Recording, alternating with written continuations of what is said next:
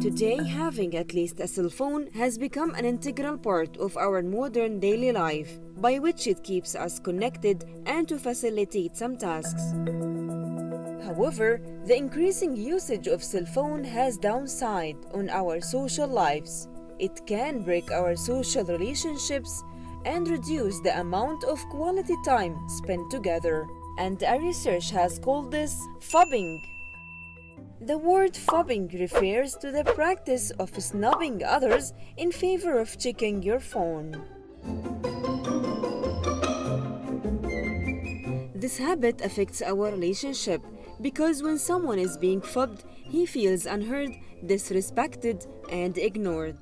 مثل حالتي أنا لي تقريبا حوالي 5 أيام في القاهرة معي صاحبي تقريبا يعني حوالي أكثر من ثلثين الوقت أو تقريبا 3/4 الوقت هو دائما على الجوال.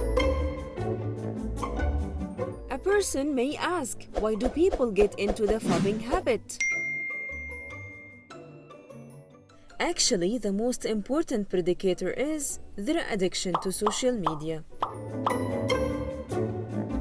We posted a question on Facebook asking people how many % they use their cell phones checking social platforms every day. And the results were 20 out of 100 spent less than 50% of their day on social media, while there are 80 out of 100 spend between 60 to 90% of their day on social media. And now we will be doing a live experiment among some graduate students of the Kamal Adham Center at the American University in Cairo. By this experiment, we will examine how many of the students will be checking their cell phones during their class. Let's go. We have asked one of the staff to send a text message on WhatsApp group to the students who are currently having a class. Surprisingly, our camera caught some of them checking their phones even before the message was sent to them. And when the message was sent, some of them replied to the message.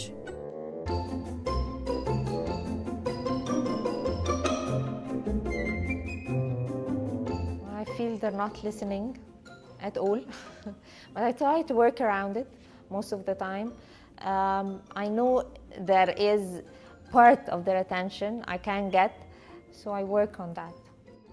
Other professors believe that there should be a policy applied on students who use cell phones during classes. Like I tell them in the syllabus that if they use their phone excessively or if I catch them like socializing or using it for a while, they're absent for the day, to be honest.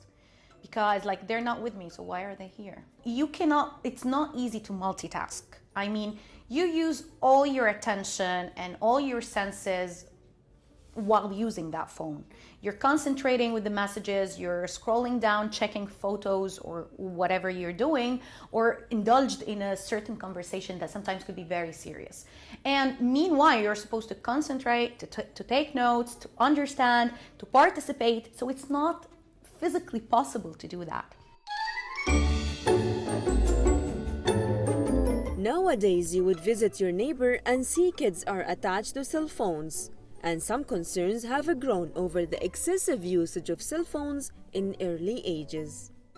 الجيل اللي طالع نفسه اللي أصغر مني شوية يعني طالعين ما عندهمش أي ابتكار من أي نوع خالص.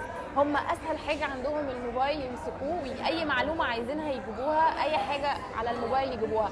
مع إن إحنا ما كناش متربيين كده، إحنا كنا متربيين على الألعاب اللي هي بتتركب وبتتحط والكرتون يجي نستناه كل يوم ده نتفرج عليه.